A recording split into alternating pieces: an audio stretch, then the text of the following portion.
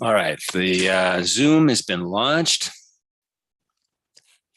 YouTube has not been launched yet. There we go. YouTube is just launched. Usually we have a little bit of delay. And Facebook, I don't know if it's launched or not.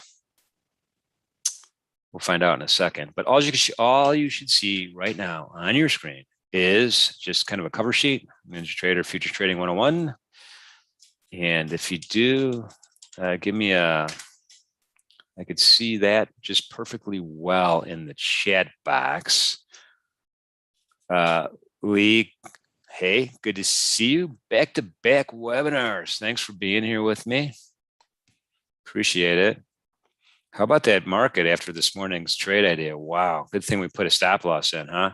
Look at that. It's like that was like a rubber ball, Lee. I mean, you just dropped that and it bounced all the way back up. It was incredible. A lot of excitement this morning. Thanks for coming this morning too. Timothy's giving me a yes, thumbs up, sweet. Sounds good. We're going to get started in a couple of minutes here.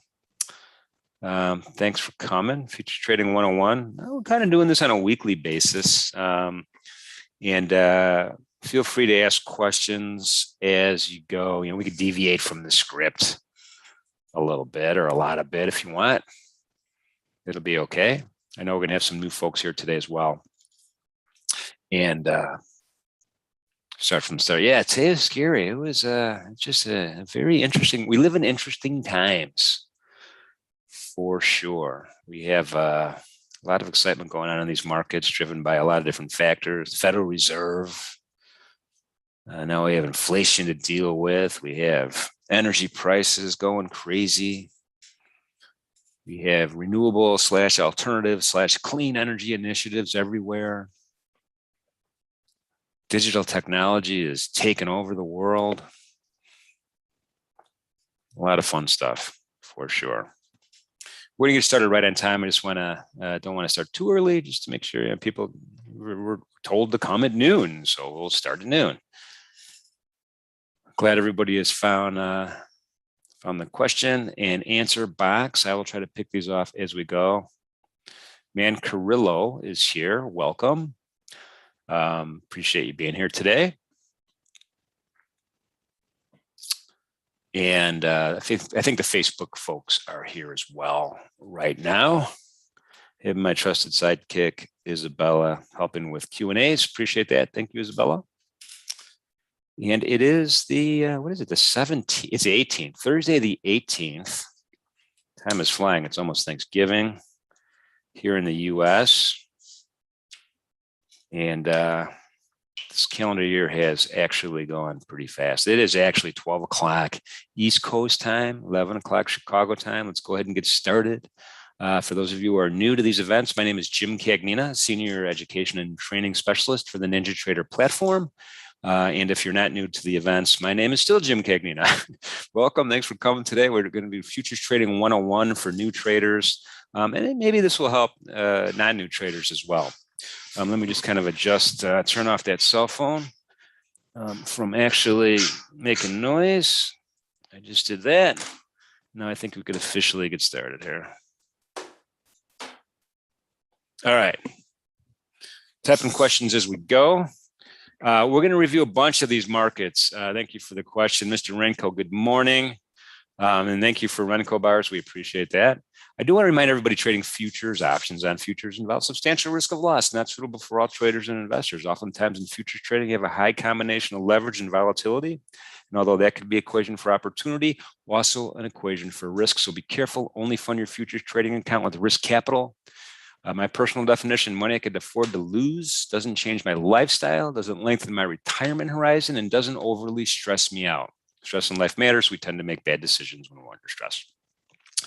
It's a unique and personal thing, risk capital. I understand that everybody is different in this world. Easy on the day trade margins is my biggest recommendation, if you know what I'm talking about with day trade margins. And we'll talk about margins today as we go, both intraday / day trade and overnight margins as well.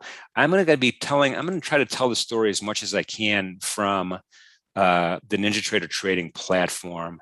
Looks very complicated. It's not very complicated. It's very intuitive and actually very easy to set up. This is how my desktop is set up. So I'm going to be referring to this a lot throughout the presentation. No official PowerPoint today, thank goodness.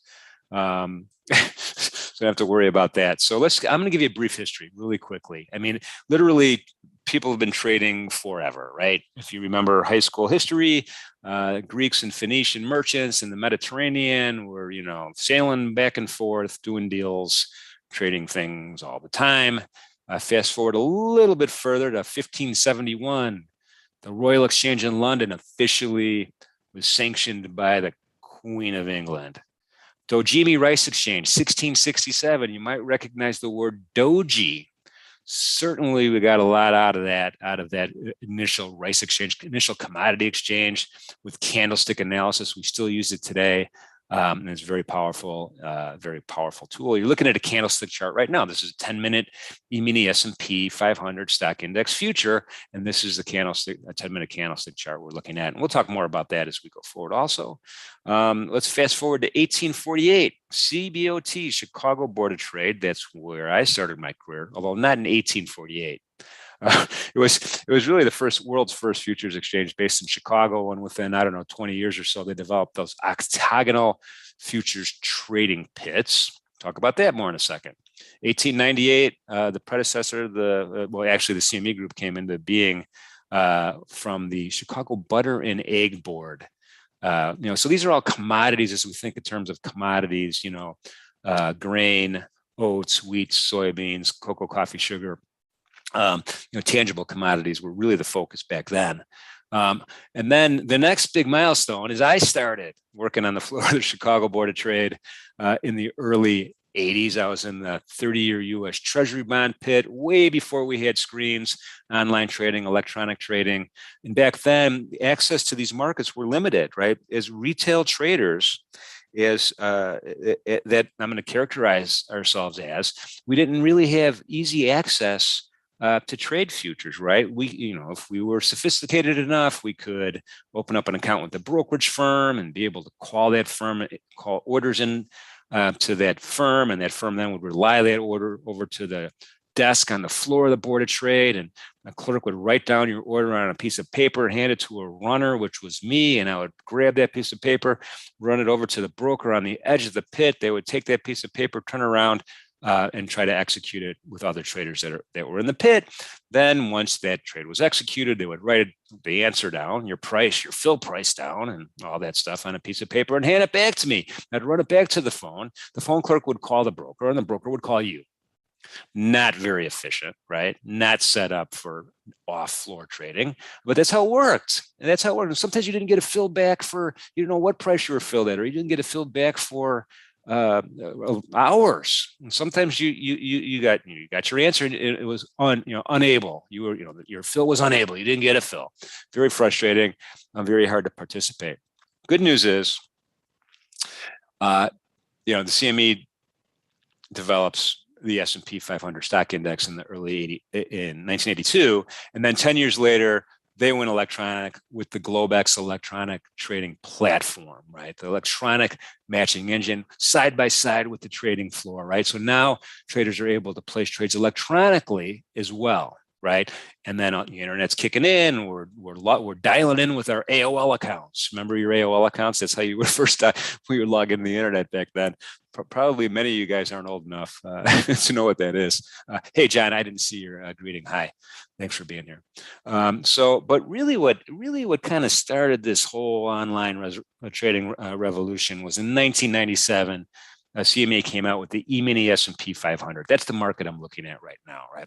The S&P 500 stock index. And the E-mini was a smaller size contract, mostly traded electronically when it was first launched. And now it expanded the horizon, expanded the ability of anybody to log on and trade, right? You could log on and trade, and with your broker, all the special online brokers started forming at that point. All of the online trading platforms started forming at that point. And so now all of a sudden the universe of participants has expanded. The retail folks could trade now. It was a smaller size contract, as I mentioned. It was electronic, and it was also fair. right? Trades were processed on a first in, first out basis, and they still are, right? So when you send your trade, if you're in the order book before somebody else, then you're going to get filled before somebody else. FIFO, right? First in, first out, accounting term. It applies here very nicely. 2002, CME goes public. 2007, they acquire the Board of Trade. 2008, CME acquires NYMEX and all the energies, and COMEX along with that. And then now here's really where the rubber meets the road for everybody, right? May 6th, 2019, CME Group establishes what's called the Micro E-mini suite of products, including the S&P 500. And now retail futures trading is accessible to everybody. We have data measured in milliseconds. We have trade execution managed in milliseconds, and a regulated, transparent exchanges. There's more than just one exchange, but we'll focus on the CME Group today. And that's what I primarily have on my screen right now. And, notional value of these contracts, of these keystone, I'm going to call them keystone contracts or internationally recognized benchmark contracts is just extraordinary these days. The volume, the notional value, a lot of these markets are very, very liquid, and we're going to take a look at those a little bit more detail in a second. Okay, so let's kind of take a look at what my platform looks like here. At the top, there's this rectangle here. When you log in, it's the control panel, right? I've downloaded the software. I logged in, and this is the control panel. It does an awful lot of stuff. It doesn't look like much because it's so small, but there you could open up new windows and trading ladders and quote boards, and there's a whole bunch of tools, save different workstations, have different connections. You could track your orders, your executions, your strategies, your positions down with these tabs right here. And I don't have any of that working right now, but we will do some sample trades as we go. And let's go over to the right. The next thing I want to show you is the Ninjatrader Superdome. The Ninjatrader Superdome. Robert, hang on for questions like that. I will get to those also. The Ninjatrader Superdome is a price ladder, right? Dome stands for depth of market. Price ladder, a level to view. And let's kind of take a look. I'm going to put my mouse in the middle to freeze the price action right now. And it's lunchtime. Prices aren't moving that fast anyway. So let's that yellow marker in the middle here, 46.99 and a quarter. That's the price. That's the price where the last transaction occurred, right? That's the price where the last transaction occurred. And Kat, I will talk about that a lot. Hang tight. And it moves around, right? So as buyers and sellers are going through this process of supply and demand, and the market's moving around a lot, that yellow marker kind of moves around, right? Because that's the last traded price, or that's where you would mark your position to market. Let me freeze it again. On the left-hand side is the buy column. On the right-hand side is the sell column. Now, on the left-hand side, or the buy column, is also referred to the bid column, and then the sell column is also referred to as the offer or ask column, right? And in the bid column, we see numbers 10 price levels below the last traded price and 10 price levels above the last traded price, right? And each price is one tick, one increment. The smallest increment in this market is a quarter of a point. You could see, 47 even, 47 and a quarter, 47 and a half, 47 and 3/4. And so there's 4 quarters to a whole point. Each tick, we call it each increment a tick, is equal to $12.50 per contract in this particular market. All the markets are different, but that's the value of of a tick size in this particular market. 4 ticks equals a point. So one whole point is $50, right? $12.50 times 4. So as an example, if you were to buy a contract at 47 even and sell it at 47.01, you would have made 4 ticks or 1 point, or $50 on that transaction. That would be your gross profit. So that's kind of the idea of a price ladder. It steps up and it steps down. Prices can go up or they can go down. The numbers that are 10 ticks deep here represent limit orders that have already been sent to the exchange at various prices, right? And you can see 90, 181, 147. On the right-hand side, limit orders that were sent to the exchange to sell a contract or contracts at any given price. And you can see the transparency 10 ticks deep on both sides, up and down. And they move around, right? So people are canceling, replacing orders. They're adding to the order book. They're doing a whole bunch of dynamic trade management, if you will, going forward as certain things change. Now, the transparent nature of this market is so, in my opinion, awesome that a trader I'm in Charlotte, North Carolina, and a trader in Japan is going to see the same thing as a trader in London, as a trader in Los Angeles or Chicago. That's transparency. These numbers won't be any different. It's one regulated exchange. And this is the only place you could trade the E-mini S&P 500 as an example, right? So everybody has the same opportunity. Everybody sees the same information, which is, when I say transparent, that's what that kind of means. The trading ladder, the Ninjatrader Superdome, is super powerful. You're able to trade from it if you'd like, or you could trade from the charts. But for instance, if you wanted to place an order to buy a contract, let's say at 46.98, I could just go ahead and click in the buy column, and I've sent that order. Right now, I'm in simulated live mode, so I didn't really send the order. But if this were a live account, that would have been sent, and when I got this flag back, it would tell me, "Hey, your order's in the book." And not only that, my order is behind 207 other orders that were there before me. Right. And this is where that first in, first out comes from. The market starts trading at 46.98. Then as contracts are, as buyers are getting filled, I get closer and closer to the front of the line. Eventually, hopefully, I get, I get to the front of the line and I am able to buy one at 98. The market can't go through me, can't go to 97.75 without giving me my order. Right. So in essence, I'm kind of blocking the order from going any lower. Alternatively, the market could trade at 46.98, and I don't get to the front of the line. And if the price was to go back up, I wouldn't get filled. So that's kind of the definition of limit order: at my price or better. Same thing on the sell side. If I wanted to sell a market, let's say at 47.02, click once. Now I have two orders working in the market. I'm trying to sell one at 02 and I'm trying to buy one at 98. Now I know we do our live trade setups Tuesday, Wednesday, Thursday at 10 o'clock.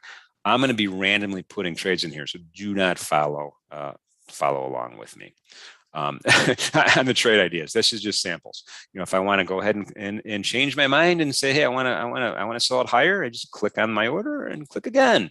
It's that easy, that fast, that smooth. If I want to cancel my order, I could click on that X. If I want to cancel them both, I could hit the close button. So that's this part of the technology, and I'm going to go out on a limb. I'm not going to go out on a limb. I'm going to say, Ninjatrader Superdome is the best, and it's really good. It's very powerful, and it does a lot of other stuff that is highlighted down below, a little bit outside the scope of today. But this is a direct access level 2. And Kat's already asked the question, and I'm kind of going to go out of order in my presentation a little bit. Could you talk about the pattern day trade rule? Confused about that. What is affected by this exactly? Can I trade without being trapped of this rule? And Kat, the good news is absolutely. You could trade pattern day trade, like I'll call it, in a futures exchange. With a lot less than $25,000 minimum, right? And with no obligation to trade more than. Trade at all. You could trade 0 times a week. You could trade 100 times a day. Whatever your method is, you could have that ability without having to meet that pattern day trade rule. So funding is less. You have more flexibility to decide when you trade, how many times you trade. There's no uptick rule. Excuse me. I'm so sorry. There's no uptick rule in futures trading. So there's a lot of benefits to participating in the futures markets when you compare to many of the similar underlying or associated cash markets or over-the-counter markets. And the pattern day trade rule is one of these things that kind of hold us back a little bit, especially if you can't afford to do it. Now I'm going to even go further into my enthusiasm here and suggest, when the CME came out with the micro contracts, right, the ones that are smaller than they're 1/10 the size, basically, of the regular contracts that you see here. They have an M in front of their symbol. Now folks are able to fund their account with hundreds of dollars instead of thousands of dollars, right? So it gets even better. So again, in my opinion, retail futures trading now is accessible to just about anybody.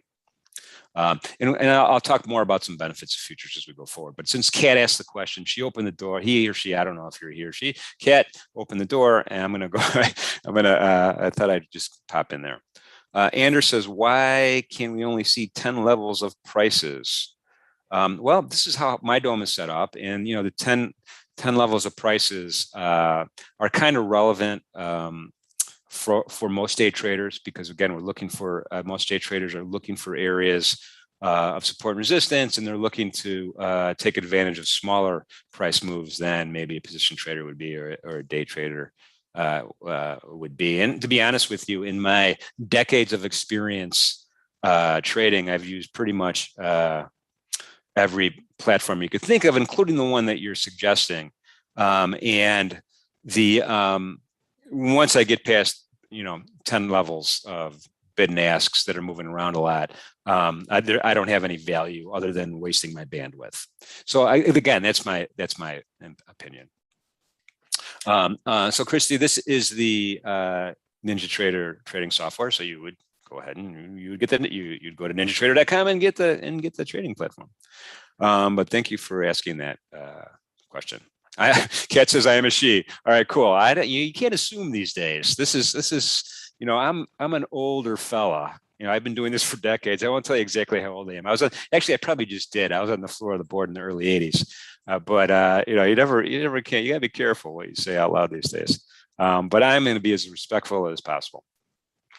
Okay, so this is the trading ladder, again, unique to futures trading. You're trading, if you're trading just about any other market in the world, you're not going to get this, right?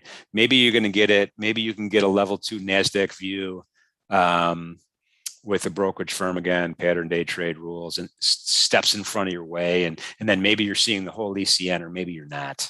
Maybe you're seeing all the orders and maybe you're not. So again, unique in futures trading. And this is one of the really big benefits here. Let's move over to the next kind of really important element here. And I know I have an E-mini S&P 500 stock index futures chart up here, but there's a whole bunch of different asset classes that they have a lot of volume to them. They're liquid. They're very popular. And let me just kind of cover the ones that I have on my quote board. Market Analyzer, think of it as a quote board. And you could customize this thing any way you want. You just right click and you get a whole menu. That's the one nice thing about the NinjaTrader software. You right click anywhere and you get menus that come down, and you could customize stuff, and you could duplicate stuff, and you could add indicator. And there's just so much. It's so intuitive and easy to do. I'm going off on a tangent here, but really my point is, think of the Market Analyzer the way I have it set up as a quote board. There's all sorts of other columns I could add to this thing, but I wanted to squeeze everything into one screen so we could do the Zoom presentation on one screen. Christy, hang on tight. I'll get back to that. I see your question. Stock index futures, E-mini S&P at the top.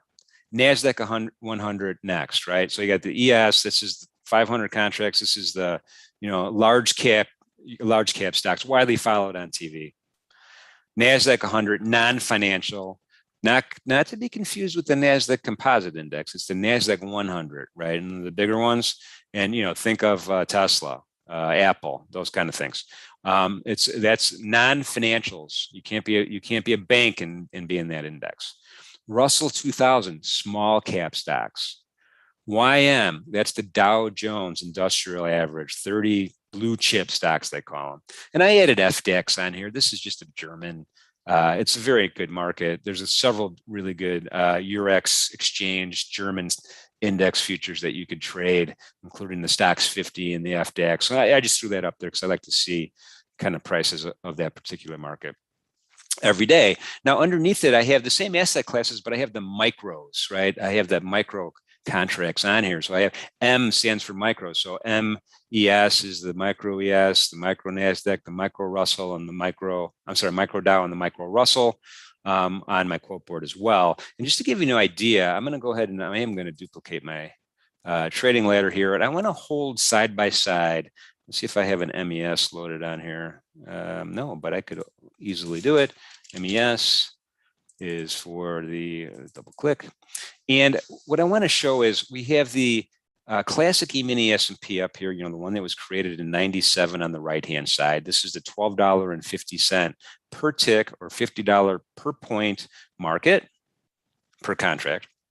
And we have the little brother over here, micro E-mini, where everything is 1/10 the size smaller, right? So it's $1.25 a tick or $5 a point in this particular market. And the reason I held them side by side is that, the basis of these markets are the same. And so pricing is almost 100% correlated. You might see a moment in time where, one of the markets is a tick different than the other market, but there's different traders trading this than there are this. That's why volume is a little different. And that's why the bid asks, the volume on the bid and the volume on the offers are different. They're different markets, but they're based on the exact same underlying. So pricing is nearly 100% correlated, and that's due to not only that it's the same market, but also that there's arbitrage trading that happens between the two, and to keep everything really tight. And you can see in both cases the bid-ask spread is really tight, right? What's the bid-ask spread? Well, it's the highest bid, the highest price someone's willing to buy, and then the offer is the lowest price someone's willing to sell. I mean, think about buying a house or a condo or a car, right? You want to buy it at a lower price. The seller wants to sell it to you at a higher price. Same principle here. The bid-ask spread is the difference between the two. In these two markets, typically the bid-ask spread is very tight. In other words, the smallest increment that you could think of, right? Michael, I'll get to that one also. Hang tight. Which is a good thing for traders because it means that they're liquid, right? These markets are liquid, and also that there's volume in here, right? Overcoming the bid-ask spread is a big deal if you trade a lot, right? And think about if you're trading stock options and you see a bid-ask spread, depending on your strike price, these things are a little wide, right? Because it suggests that there's not a lot of volume there, and you're going to pay extra to get in and get out of trades. So in these two particular markets we're looking at, it's not so much the case. So I'm going to go ahead and close it. So let's go on to the rest of the asset classes. Currency futures, currency FX.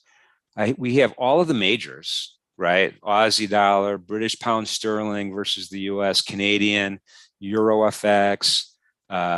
We got Mexican peso, New Zealand dollar, Swiss franc, and we have the yen. Now the yen is reversed in futures trading. It reversed with respect to over the counter. Over the counter, it's usually the opposite. It's usually the US yen cross. This is the yen US. So it's inversed. And that's because the futures platforms can handle the decimal points. That's all. So this is all, the foreign versus the US. There is other exotic ones that are available, and there's minor ones that are available as well at the CME group. And there's a lot of benefits in why you might want to trade a CME group futures Forex, or you can call it an FX future or a currency future. You could use whatever nomenclature you want, but there's a lot of benefits. Number one, regulated exchange. Every trader in the world is seeing the same prices in the same depth of market. And CME Group, even though they're a publicly traded company, they are a heavily regulated institution with a lot of requirements surrounding the whole process. And that's a whole nother webinar we're not going to talk too much about. But number two, when you're trading with an over-the-counter entity, right, they're making up their own prices, right? Maybe they're taking an EBS feed and then manipulating it somehow to give you a bid-ask spread. As a matter of fact, I would wager that if you put in four orders in four different over-the-counter Forex companies, you'd get four different prices. So that's kind of another one. You're never charged interest holding positions overnight or having haircuts on interest that's due to you. You don't get that process. There's not a 3 to 5 day settlement. You don't have to close a position to open a new one. So there's a lot of benefits there, and there are micro contracts as well in these particular contracts. Going down the list, energies, we have crude oil, micro crude oil, natural gas are a few of the ones, energy markets that are pretty popular. I mean, the crude oil alone, this is the WTI, the West Texas Intermediary Crude Oil. It's one of the three major benchmarks in the world. You got the WTI, you've got Brent crude in Europe, and you have the Dubai crude, right? And they're all a little bit different. And mostly they're different because of their chemical composition, in addition to where they're located and what the distribution function looks like. But for the WTI and for the crude oil, this is U.S.-based light sweet crude, most desirable one because it's easier to convert it to gasoline. Is basically it, or low sulfur products. In any event, those are very popular markets to express your opinion, either day trades, swing trade, or position trade in the energy markets. Metals, gold, silver, micro gold, copper, just to name a few of the more popular ones as well. So you have precious metals as well as your industrial metals. And then the interest rates that you'll see treasuries here at the bottom where I'm wiggling my mouse around on the lower right-hand side, UB, ZB, TN, ZN, ZF, and the whole entire yield curve is represented in the futures markets. The whole entire yield curve. So Ultra Bond is a true 30-year bond. The ZB is the original 30-year treasury bond with maturities maybe a little less than 30 years. That's where I started my career in that pit. At the time, it was the biggest pit in the world, and we have 220,000 contracts traded today on a low volume day. That's not bad. And then you got 10-year notes, 5-year notes, 3-year notes, 2-year notes, all the way down to the Fed funds rate, right? The Fed funds rate we hear about all the time. And when anybody starts talking about the Federal Reserve Board on TV, or one of the FOMC folks or regular bank chairmen go on tour, and they're talking about the Fed funds target rate. That's a futures market. Underneath that, Bitcoin, micro Bitcoin is relatively new, right? There's not a lot of volume in it yet. My hopes for this market is there will be a lot of volume in it. Right now it's a little light, so you got to be careful with that because the bid-ask spreads are very large. And we did about 28,000 so far today. So we're going to keep our eye on that one and see if we can kind of get moving on that. And then some grain markets at the bottom. We have corn, oats, soybean meal, wheat. I could add cotton, coffee, sugar, all of those kind of traditional commodity markets as well. So every asset class that you could pretty much participate in.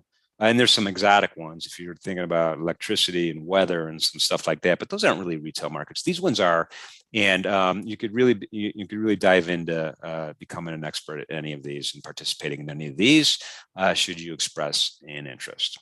So that's another huge benefit of trading futures. A lot of people think, well, futures markets are just corn. Not true. Not true anymore. I mean, that was true, 40 years ago, but now it's every single asset class. As a matter of fact, the most popular ones are the ones we see on TV every day. You turn on Bloomberg, and what do you see? You see the S&P, you see the Dow, you see the NASDAQ, and then you see the 10-year Treasury yield. Those are 4 great futures markets. Okay, I completely deviated from my script, but that's okay. Let's move over to my charts here. My charts here are pretty simple. It's not complicated the way I have my chart set up. I have only 2 indicators, if you think about it, on the chart you're looking at. The great thing about the Ninjatrader software is you could literally have there's tons of different options. And there's tons of different configurations on those options. I have a oscillator here in the, I don't know, call it the gold second panel down here. It's called the Commodity Channel Index. Some folks, prefer maybe RSI or MACD or TRIX or some other type of oscillator. There's all sorts of oscillators. At the bottom, I have a moving average cross. My fast moving average is a simple moving average of 6 periods. My slow is a simple moving average of 26. I have a 10-minute candlestick chart. I could change my time frames to anything I want. So those are the indicators. And then my drawing, I have a volume profile on the left-hand side here, the shaded blue. And I'll show you a couple people have asked here in the question box to see my settings. I'll show you my settings. And what this is, this tracks volume where the market's traded at any given price throughout the course of the trading day. I have mine set up to take advantage of the 23-hour trading day. Now in futures trading, these are 23-hour markets at the CME group, just about all of them. And it starts off Sunday night, and I'll use Chicago time since a lot of us are in the Midwest. I'm not in the Midwest, but a lot of you guys are in the Midwest, so I'll use Chicago time. So 5 o'clock at night, p.m., Sunday, market goes all night, all morning, all day until 4 o'clock in the afternoon, and then it closes. 23 hours. That's that session. It's a 23-hour session. Closes for 1 hour, 4 to 5 o'clock. Opens up again at 5 o'clock Monday night. Now, the weird thing that I'm going to tell you is the overnight period is considered 4 to 5. It's only 1 hour. Nobody sleeps only 1 hour, but that's overnight. 4 o'clock to 5 o'clock. Globex shuts down. That's overnight. Now, Monday night at 5, we go all night, all morning, again, all the way to 4 o'clock. We close for an hour. This cycle repeats itself until Friday. And then Friday, we close at 4 o'clock. Then you actually get Saturday off, right? So we're done for the weekend. You could go and have go have a martini or whatever you do, or go to enjoy yourself for a day, and then Sunday night you can participate again. The market opens up again, and that's going to be important, that 23-hour cycle, when we talk about some more benefits of trading futures, and we talk about how day trade margins work and how intraday margins work. And the number one thing, and I think if when you're, let's say you're interested in trading, I don't know, let's just throw it up here and just do a NASDAQ. I got the micro NASDAQ market in here, NASDAQ 100 futures market right here. And let me just delete the stuff that I was doing earlier today, so it's not in our way. Here's the candlestick chart, 10-minute candlestick chart of this. Now, this is, we have some pretty large components, pretty big cap. This is a modified market cap driven index. And let's say we have some earnings in the evening, or Elon Musk decides to, tech something crazy. That actually could drive the whole index. That could drive the whole index. So it's only 100 components, and they're one of the bigger, I would say the top, 7 or 8 in market cap in that index. So now we have the ability to participate without any special consideration from our broker on the cash. If we were doing a cash equivalent, we could participate and express opinions in the NASDAQ futures market in the evening, after the tweet, after the earnings, or anticipation of the earnings. So that's another powerful reason. And these markets are international also. And there's international events, some planned and some not planned, that tend to drive markets in different directions, especially the currency markets. And you could participate whenever you want. So that's another big benefit when you're talking about the 23-hour cycle. Mr. Renko, I will get to that. We're getting there. I'm a little bit, my script is a little sideways right now, but we're gonna get to all that stuff. Let me just kind of show you though, from the charting point of view, on the indicators. I'm just gonna right click. Again, everything's right clickable. I'm gonna go to the indicators submenu, open that up, and it's gonna give me all of the available indicators in the upper left. And I'm gonna scroll down rather quickly. There's a lot of them. And things that I've already added to my chart, I've added them, and then I can configure them just by highlighting them at the bottom once I've added them. And then on the right-hand side, I could go ahead and customize them, right? So someone asked me about the point of control. So the way I have mine set up is make sure, my guess on your question, I'm kind of getting ahead of myself a little bit, but when you calculate your point of control, when you calculate your value area and you calculate your data on your volume, and I'm going to talk about the volume charts in detail in a second, make sure you have calculate on each tick. That way it will move around. That way it'll add volume to your histogram bars in real time, tick by tick. And then ticks per level, I have mine set at 2. You could set this for anything you want. It really depends on the average daily range that you want to see, but this just is saying how tall each histogram bar is. If you want to track volume every tick, then you'd make that a 1. If you wanted to track volume in two tick increments, it would be a 2. On markets that are traded in quarter points, I would suggest that you do, either a 1, a 2, a 4, or an 8. So it's within that scope of the math of that particular market.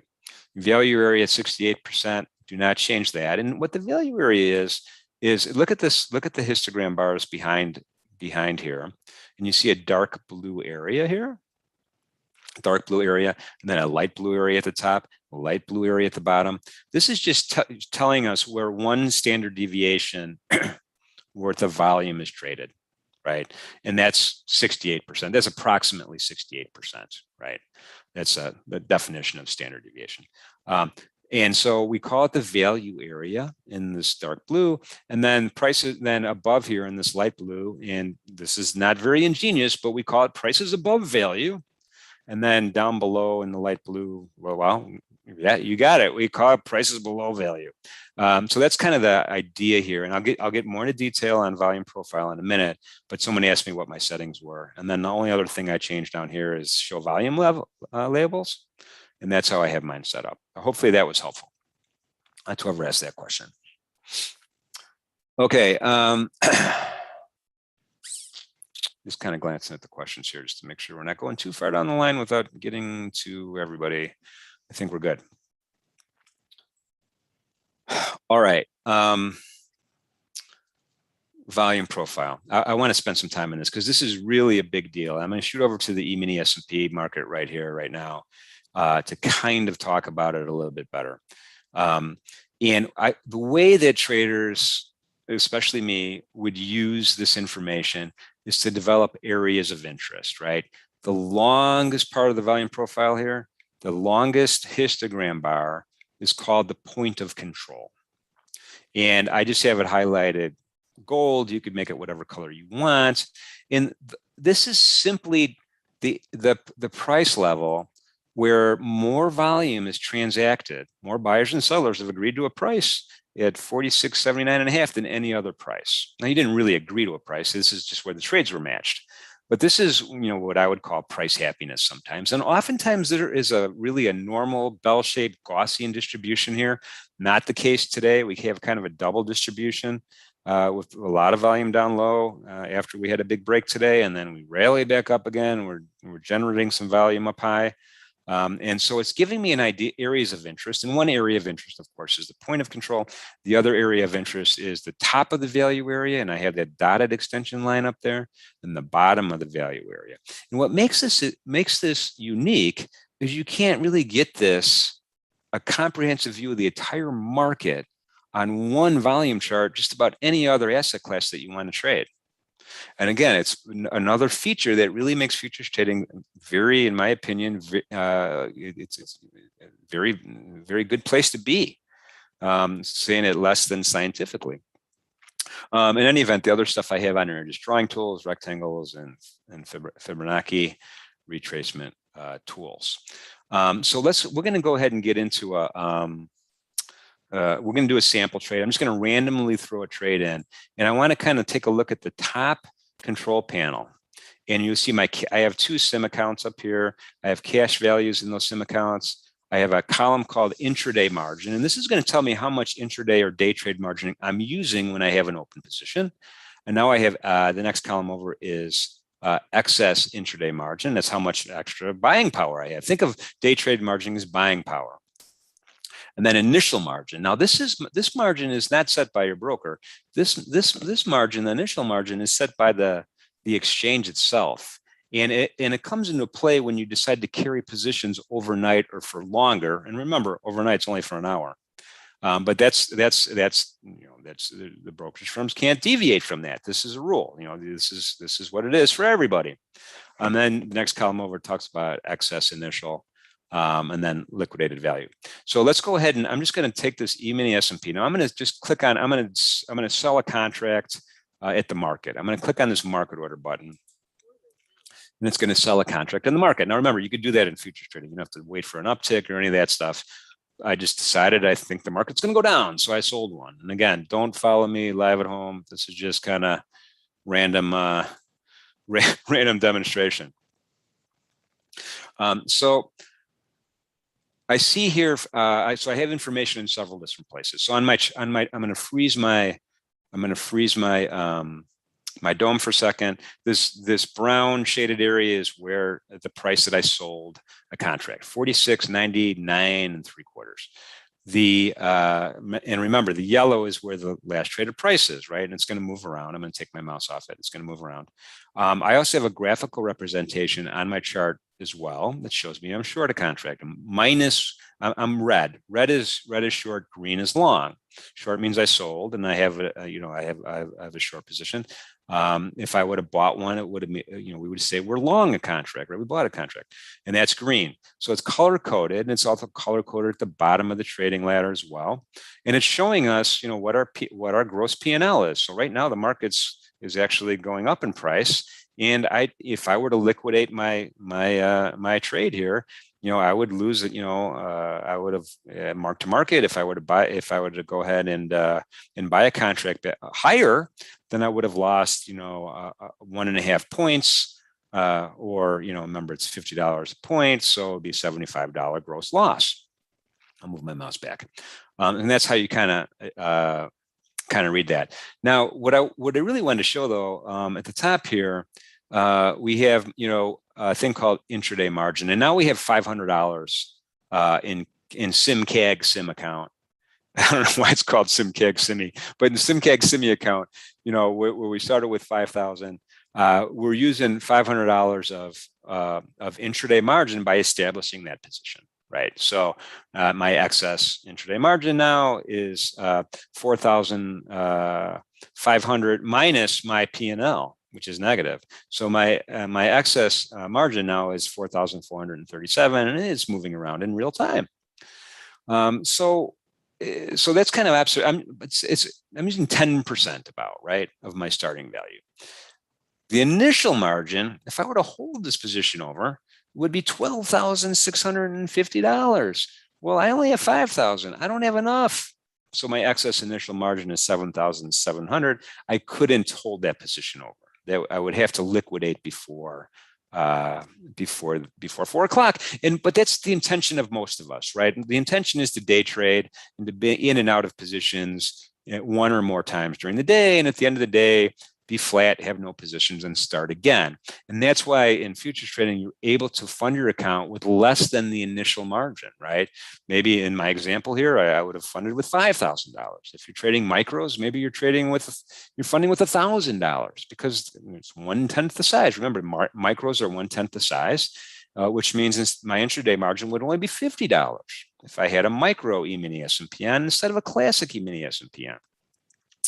And my initial margin would only be 1,265, which means I could have carried it over if in this particular account if I wanted to carry it over overnight. Now, in futures trading, you're not borrowing money from your broker to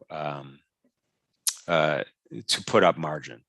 It's really if you think of it as an accounting exercise of the cash you already have in your account. And let's just go to the liquidated values column here, $4,975. That's my real-time mark-to-market value, how much money I have in my account. Of that number, I'm using $500 for my margin, right? And I'm not sending it anywhere. I'm not wiring it anywhere. It's just allocated, right? It's just allocated. So think of it, it's money that's already in your account. You don't have to borrow and pay interest on it. Okay, and and remember though, leverage is a double-edged sword. It could work for you as well as against you. So you don't want to overuse intraday margin. So as an example, if we would have 10 contracts on instead of one, our intraday margin would be 5,000, which would be too much, right? It would be too aggressive, too overly leveraged. So keep that in mind also. Just a little tip. We talk a lot about that on our Tuesday, Wednesday, and Thursday live trading events that we do every week at Ninjatrader. All right, so John asked a question, how do stop profit setups and trailing stop setups work? Well, okay, so right now, great question. right now, okay, I'm going to freeze my trading ladder here. And, we're short from 69.75. The market's going our way. Hey, it's breaking down. And in my opinion, the market's going to go lower and I would like to buy it back at a lower price. So we're going to go ahead and do that. And I'm just going to pick, I don't know, I'm going to go randomly here. We'll go 8 ticks down or 2 points. And I'm going to put a profit target in. And I'm going to do it on the trading ladder. So in this particular example, I'm hoping that, hey, my short from 69 3/4, the market comes down to 97 3/4, and I make 8 ticks or 2 points, which would be a gross profit of $100. Now, alternatively, I realize the fact that I could be wrong. I could make a mistake and the market can continue to rally against me. And so I'd like to place a stop loss at a particular price. And so I'm going to do the exact same thing. And it's going to be, remember, since I'm short, it'll be a buy stop. So on the buy side, and I'm going to use the wheel of my mouse to do it. I'm going to use the wheel of my mouse to do it. I'm going to set my contract at 1 and hit the check. So now what I've just done is I've placed, this is the anatomy of just about every trade in the world. You have a position, you have a profit target, and you have a stop. Now, it could be more complicated than that because you get scenarios where maybe you have multi-target profit targets or multi-target stop losses. Sure. But the general core idea is position, profit target, stop loss. And that's it. That's it. Now here I've just expressed an opinion that I hope the market goes down, or I think the market's going to go down, and I'll buy it back at a lower price. John, did that help? You could do it on the chart also, and let me just show you how that works. So on chart, let's say I wanted to buy a contract down lower. I'm just going to right click, and I'm just going to click, buy limit order. Now, at the same time I did that, my profit target got filled. So that might have been confusing. Let's start over again. And I'm going to cancel my stop. So that was a successful random trade we made. Our realized P&L here was $100, right? And you can see it up here. Now our net liquidating value is 5,100. We started with 5,000 and now we made 100. So now it's 5,100. And this margin now is available for you immediately.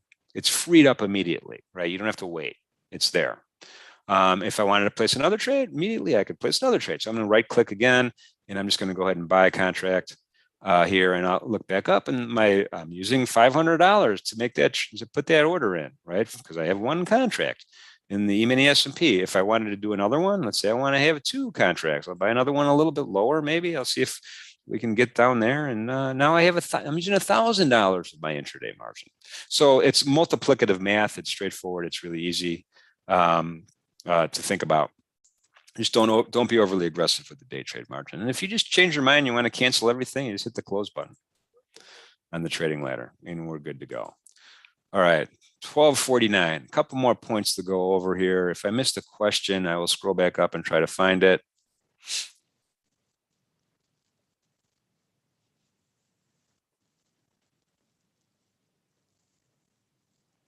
So Michael says, hang on, Michael. So on a volume profile, I have the same properties like you. On MQ, we have the same volume profile, but on ES, we have a different one. Let's just make sure that I have my ES set up the way yours is set up. Because sometimes in the heat of battle, I change things up to show people different things. And my settings get a little funky sometimes. Let's just double check. I'm going to go to my indicators. I have the ES chart up right here. Order flow volume profile. And I have my ticks per level set at 2. I have my calculate set on each tick. If you do that on the ES, not the MES will have a different point of control. If you're talking just about the ES or the classic E-mini S&P that we've been talking about, you should have a point of control. It should be 46.79.5. So double check that, Michael. And if it's still different, definitely shoot out an email to those guys. But I'd be a little surprised if that was the case. Okay, a couple other points to cover. We've already talked about the idea of day trade, swing trade, and position trade, right? Day trade, you're in and out the same session. Swing trade, a lot of times you're in and out the same session. Maybe this would be a good swing trade, right? So let me just delete my rectangles. sold a contract here, and let me just get my crosshairs back out, make it easier. During the 920 to 930 bar, then waited for a long period of time. Let's say you waited for a retracement to here, and then you bought it back at the 1110 to 1120 bar, right? You let a significant period of time go before you close your position.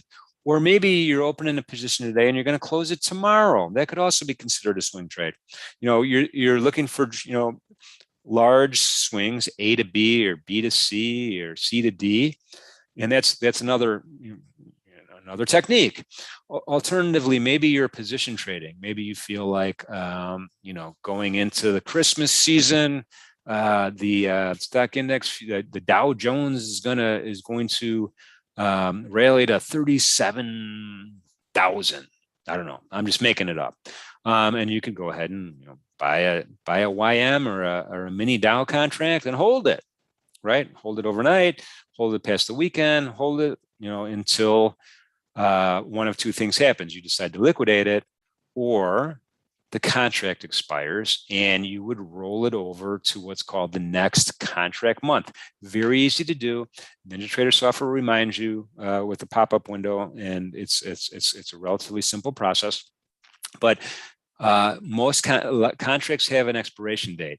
And let's just take a look at the symbol. Let's go to the upper left-hand side of the market analyzer. We have E-mini S&P 12 that represents December 2021. That represents the year.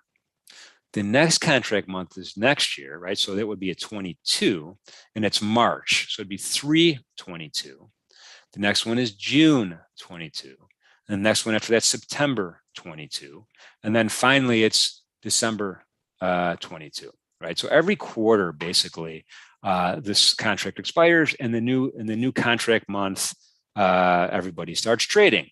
So from a long-term position trade point of view, your worst case scenario is you would have to roll over your position. In other words, if I was long my YM in my example at 37,800 or 37,792, and then I would sell that contract and simultaneously buy the next contract month when the time comes. So in essence, there's no time decay like you would see in an options trade, right? You buy an option and time decay it's game on, right? There's an ending time when that thing goes to zero. This is, if this goes to zero, we're all in big trouble. But it's a continuous market, if you could think of it that way. Mike, yeah, hang tight 1 sec. I'll get to that. Everybody with me on that? Okay, so when you're looking at stock options, I've done the same thing. The bid-ask spread is wide. You got time decay to deal with, and you got a little bit of platform confusion. If you've traded options before, you know what I mean. And you got all sorts of you got a lot of different options on how you trade options, and it could be a little daunting and a little confusing, and also lend to error. So I mean, here it can't really get much simpler, right? In my opinion, we're clicking or we're canceling. It's you have a really good visual tool here to help you. Mike asks, can you show NQ and MNQ side by side? Sure. Let's just do that. I got the MNQ, or the micro NASDAQ. I'm going to duplicate this trading ladder really easily, and then I'm going to change the symbol here to the classic E-mini NASDAQ. If I could find it on my cheat sheet, here we go. It's on my drop-down menu, and here they are side by side. A couple things to point out. That was a great question. It wasn't a question, it was a great request. Thank you for that. Couple things to point out. If you look at my quote board first, you see the big size contract traded at about 404,000 today so far. The micro is traded more, 648,000. So approximately a quarter of a million more contracts, which means the micro is more liquid than the original classic size contract. Now, if you look at the ES, the story's different, right? The ES, big contract's bigger, and the micro is smaller in terms of volume, right? A couple hundred grand difference. So that's kind of observation number one. Observation number two is this market is moving around, right? It's very volatile. Look at that yellow flag in the middle. It's very I'm going to call it popcorn-like, right? It's bouncing. I'm going to freeze the micro, and we'll see that the bids aren't as large, and the offers aren't as large as the E-mini S&P. It's smaller. There's smaller bids and offers, which could lead to a bigger bid-ask spread. So you gotta think about that. But then on the classic one, it's the bids and offers are even less, right? Single digits versus double digits. So that's we call it a thinner market. But thank you for pointing that out. And then you could use different techniques to trade the two differently. And we talk about that in the Tuesday, Wednesday, Thursday live trade setups, different techniques to use when trading up like a NASDAQ. Maybe you want to focus on the micro NASDAQ, and you can scale in and out maybe a little bit better to take advantage of this extreme volatility, or at least attempt to take advantage of it, versus maybe a different strategy if you're using a big-sized classic E-mini S&P contract. Tick size, yeah. So okay, so tick size. So the point side. Let's start backward. The point. This is traded in quarters, right? And the point side, and I'm looking at the micros right now, and each tick is worth 50 cents a contract. Each point is worth, therefore, times 4, $2 a contract. Everything is multiplied by 10 in the bigger sized, right? It's a $20 point and a $5 tick. So 20 and 5. 2 and 50 cents. You with me? Okay. Great observation. Great question. Thank you. Okay.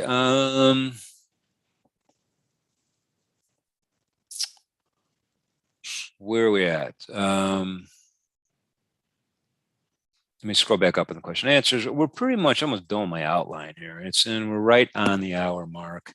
I'm looking at my notes right now. And I think one last thing to keep in mind. This is important. There's different entities that trade these markets. There's retail traders, which I'm going to put me and you in that category. There's institutional traders, which are money managers, commodity trading advisors, financial advisors, institutional folks. You have commercial participants. Typically, they're hedgers. Hedging is actually a real thing that's done in a lot of these markets, where maybe somebody has an exposure to a cash position or to a commodity one way or the other, and would like to hedge price in order to lock in a profit on a particular market. The obvious example is the grain market, where the farmer is not going to harvest until October, but he wants to lock in his price now. And so he'll go ahead in the futures market to do that. So there's a lot of exotic examples that you could think of that people do that. And then there's system trades and algo trades, automated trading systems, and those get a bad rap sometimes. And I don't know if they deserve a bad rap or not. But what the trading systems do, the algos, and a lot of these, they try to exploit price difference very quickly because they're using computers instead of a mouse. Right? Instead of us coming in and being more deliberate and being more patient. But what that does is it provides liquidity. It provides these tight bid-ask spreads that we see in a lot of these markets. I'll just pull up the micro ES as an example. And so it's actually, I think it's more beneficial than not beneficial. And the side note here is none of these folks, no one's bigger than the marketplace, right? No one's bigger than the collective wisdom of all the participants together. So I'm not going to give the systems guys a bad rap. I'm going to give them a thumbs up. Okay, I think we covered everything, man. It's been a lot of fun. Let's hopefully you guys have had as much fun as I had. I'm just going to scroll up a little bit here. Oh, Jared is on his game. Jared's going to be the co-presenter for today. He's helping Mr. Renko talk about trade performance. Thank you for doing that. Let's see.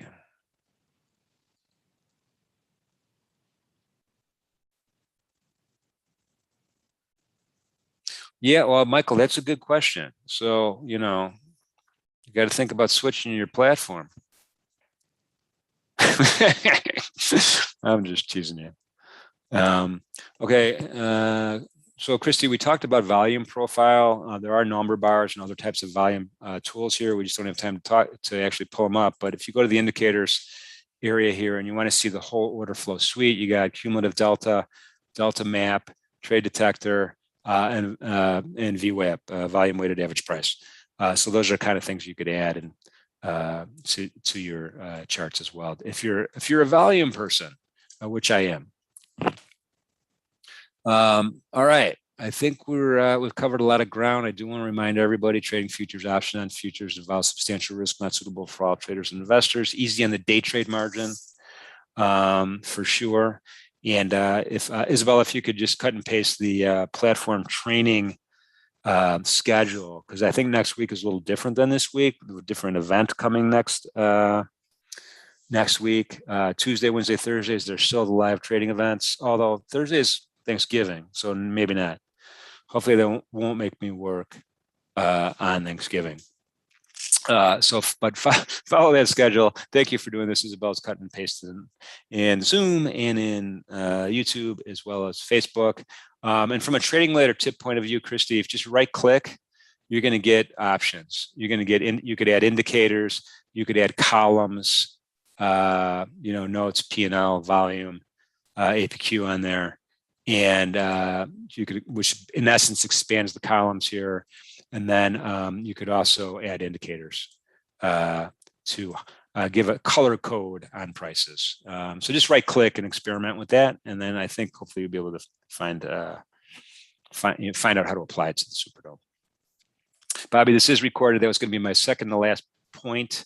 If you go to the Ninjatrader YouTube channel, just go to the ninjatrader.com, scroll to the bottom, or go to this page that Isabella cut and paste in here. Scroll to the bottom, you'll see a little YouTube icon. Click on that. You'll see all sorts of recorded past events. You'll see all sorts of how-to videos. There's even more how-to videos on the Ninjatrader website itself. Michael, thank you. I appreciate it. So feel free to do that. Thank you, Isabella. And then lastly, I just kind of want to, leave you with this. Have a great weekend. Maybe we'll see you next week. Hit that thumbs up button if you liked it on YouTube. I appreciate that. And tell your friends. It's free. We do this stuff on a free basis and love to do it, and really appreciate the interaction and the questions and the feedback and the comments. That's awesome. So thanks for doing that. And then lastly, as always, be safe out there and be good to each other. Take care.